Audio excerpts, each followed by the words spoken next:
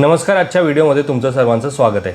पंतप्रधान नरेंद्र मोदींनी भाषण केलं आणि त्या भाषणाचा परिणाम असा झाला की कंटिन्युअसली 2 दिवस मार्केट खाली पडतंय.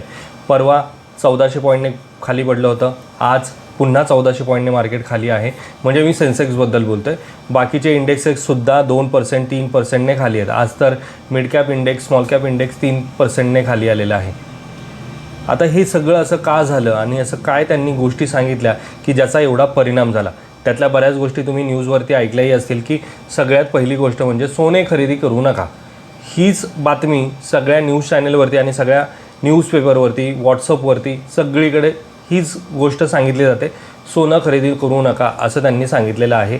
आणि वर्क फ्रॉम होम करा, या 2 गोष्टींवरती जास्त लोक फोकस करतात आहेत. पण ह्या भाषणाचे जर काही मुद्दे तुम्ही लक्षात घेतले ना तर याच्यावरनं तुम्हाला एक लक्षात येईल की जर ह्या गोष्टी आपण तंतोतंत पाळल्या ना तर येणाऱ्या 1-2 वर्षामध्ये भारताची जी इकॉनॉमी आहे ना ती अजून चांगल्या प्रकारे स्ट्रॉंग होईल आणि चांगल्या प्रकारे आपला जो आर्थिक विकास आहे तो होईल. तो कशा प्रकारे तेच मी आजच्या या व्हिडिओमध्ये सांगणार आहे. तर चला व्हिडिओला स्टार्ट करूयात. पण व्हिडिओला स्टार्ट करण्याअगोदर जर तुम्ही चॅनलवरती नवीन असाल आणि चॅनलला अजूनही सबस्क्राईब केलं नसेल तर चॅनलला सबस्क्राईब करून ठेवा, म्हणजे असेच इन्फॉर्मेटिव्ह व्हिडिओज तुम्हाला या चॅनलवरती पाहता येतील. तर चला व्हिडिओला स्टार्ट करूयात. तर सर्वात पहिला मुद्दा म्हणजे त्यांनी सांगितलं की सोने खरेदी करू नका.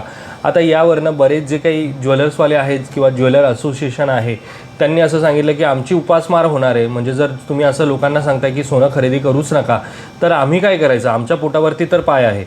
पण एक छोट्या अमाऊंटवरती किंवा छोट्या ग्रुपवरती जर त्याचा परिणाम होत असेल तरीसुद्धा इकॉनॉमिकली जर पूर्ण भारताचा विचार केला ना तर याचा खूप चांगला परिणाम होऊ शकतो जर ह्या गोष्टी लोकांनी पाळल्या तर.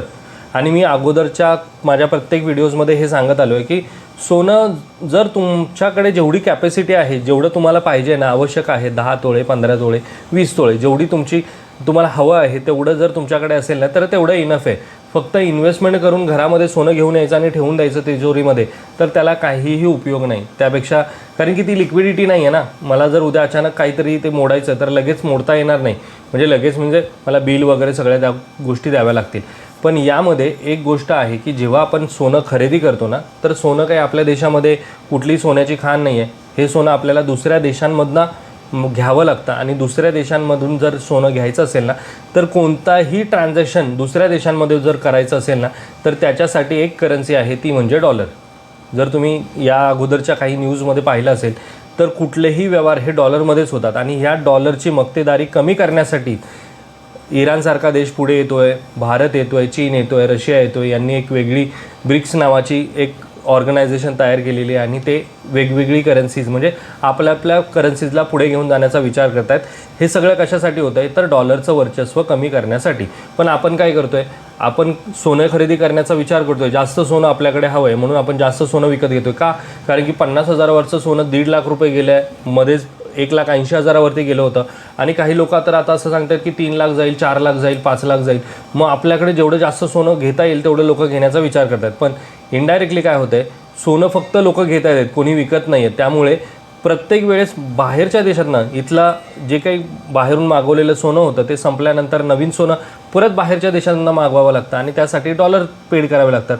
आता डॉलरचा जो साठा आहे भारताकडे तो कमी होत चाललेला आहे कारण की जास्त डॉलर द्यावे लागतात आहेत ना, कारण की डॉलरची प्राईस वाढलेली आहे. समजतंय तुम्हाला? आणि त्याचबरोबर सोन्याची प्राईससुद्धा वाढलेली आहे. आणि दुसरी महत्त्वाची गोष्ट त्यांनी सांगितली की जवळच्या डिस्टन्सवरती किंवा जिथे गरज नाही आहे तिथे तुम्ही वाहनांचा वापर कमी करा किंवा इलेक्ट्रॉनिक्स वाहनाचा वापर करा. त्याला कारण म्हणजे आपण सगळ्यात जास्त तेल हे दुसऱ्या देशांकडनं आयात करतो. म्हणजे जवळपास 90% तेल आपण दुसऱ्या देशांकडनं घेतो. म्हणजे क्रूड ऑइल म्हणा किंवा इंडस्ट्रीयल प्रोडक्ट बनवण्यासाठी लागणारे ऑइल्स आणि दुसरे जे केमिकल्स आहेत हे सगळे आपण दुसऱ्या देशांकडनं तर मागवतो. आणि दुसऱ्या देशांकडनं मागवायचं असेल तर तिथेसुद्धा पुन्हा आपल्याला डॉलर्स द्यावे लागतात. तिथे काही तुम्हाला रुपीज किंवा त्याच्या बदल्यात सोनं वगैरे देऊन चालत नाही, तुम्हाला तिथे डॉलरच द्यावे लागतात.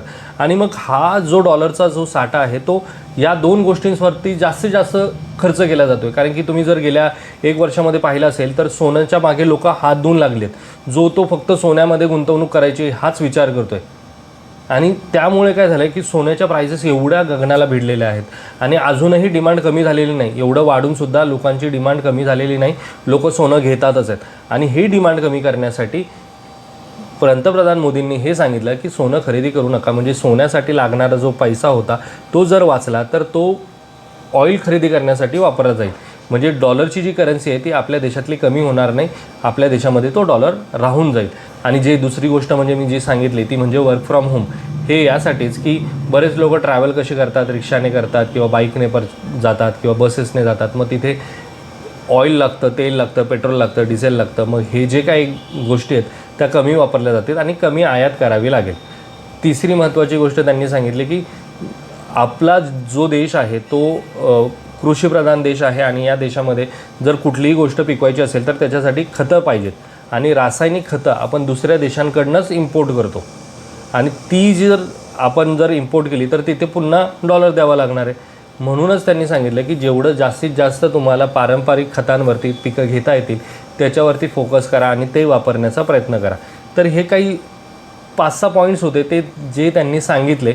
आणि त्याच्यानंतर तर तुम्हाला माहिती आहे गेल्या 2 दिवसामध्ये काय बवाल झालेला आहे तो.